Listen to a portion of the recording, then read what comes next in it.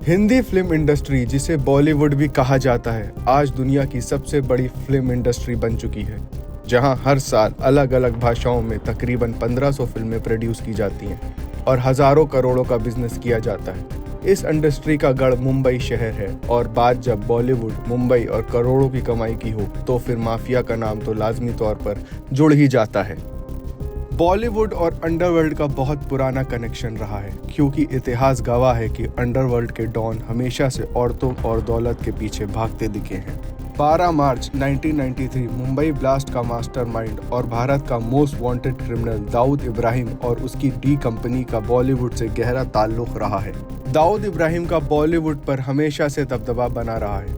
कई बार बॉलीवुड की हीरोइंस का दिल अंडरवर्ल्ड के दाऊद इब्राहिम पर आया, तो कई बार दाऊद का भी हीरोइंस की खूबसूरती पर फिदा हो गए। तो फिर आइए जानते हैं हम ऐसे ही 5 एक्ट्रेस के बारे में जिनके संबंध दाऊद इब्राहिम से रह चुके हैं। सबसे पहले बात करते हैं एक्ट्रेस मंदाकिनी के बारे में। बात तब की है जब साल 1985 में राज कपूर की फिल्म तेरी गंगा मैली रिलीज हुई थी। इस फिल्म से एक एक्ट्रेस रातों रात सिनेमा की दुनिया में छा गई थी, जिनका नाम था यास्मीन जोसेफ यानी मंदाकिनी। मंदाकिनी 90 के दशक में अपने अफेयर की खबरों के लिए भी चर्चा में बहुत ज़्यादा बनी रही थी। समाचार रिपोर्ट्स में कहा गया कि मंदाकिनी का अंडरवर्ल्ड के डॉन दाऊद इब्राहिम के साथ भी अफेयर रह चुका था।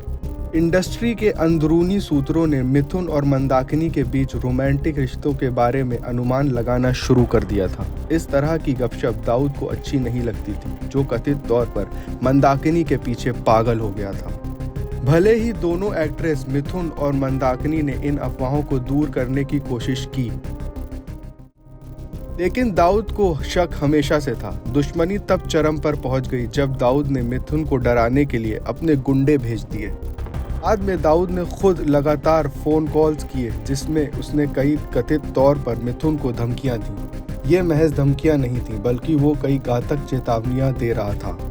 परेशान होकर और नया रास्ता तलाशते हुए मिथुन ने अपने दोस्त संजय दत्त की ओर रुख किया। संजय दत्त पहले से ही अंडरवर्ल्ड में एक जाना माना नाम थे। इस नेटवर्क का फायदा उठाते हुए संजय दत्त ने तुरंत इसमें मिथुन का साथ देने का फैसला किया। संजय दत्त ने कुछ कॉल्स किए, जिससे जाहिर तौर पर मिथुन नुकसान से बच गए। हमारे लिस्ट में सेकंड नंबर पर हैं मोनिका बेदी, जो अपनी फिल्मों से ज़्यादा अंडरवर्ल्ड डॉन अबू सेलिम के साथ अपने अफेयर को लेकर चर्चा में रही थीं। बहुत लंबे समय तक अबू सेलिम के साथ मोनिका का रोमांस काफ़ी चर्चा का विषय था। फिल्म फेयर की एक रिपोर्ट के मुताबिक मोनिका और अबू सेलिम की मुलाकात 1998 के दुबई के एक शो में हुई थी। मोनिका के मुंबई वापस जाने के बाद वो अबू सेलिम के संपर्क में बनी रहीं और धीरे धीरे उन दोनों के बीच प्रेम संबंध बढ़ते गए। अबू सलेम जैसे अपराधी को दिल देना मोनिका को कितना महंगा पड़ने वाला था, इसका इल्म उन्हें पहले बिल्कुल भी नहीं था। बिग बॉस और झलक दिखला जा की कंटेस्टेंट रही मोनिका के लिए गैंगस्टर अबू सेलिम से मोहब्बत करना इतना भारी पड़ा कि उन्हें भी सलाखों के पीछे जाना पड़ गया। मोनिका को इनके इसी पास्ट की वजह से लाइफ में काफ़ी परेशानियां झेलनी पड़ी। मोनिका काफ़ी समय से फिल्मों से दूर रहीं। मंदाकिनी के बाद दाऊद इब्राहिम ने डेट किया अभिनेता अयूब को, जो पाकिस्तान से बॉलीवुड आई थी।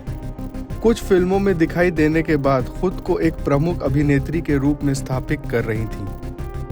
दाऊद इब्राहिम के साथ अयूब का रिश्ता फलता फूलता गया और उनका अफेयर तब सार्वजनिक हो गया जब निर्माता जावेद सिद्दीकी को गोली मारकर हत्या कर दी गई। दाऊद इब्राहिम ने कथित तौर पर हत्या की जिम्मेदारी ली। अफवाहों के मुताबिक उसने सिद्दीकी को मार डाला क्योंकि अनीता अयूब को अपनी फिल्म में कास्ट करने से इनकार कर दिया था।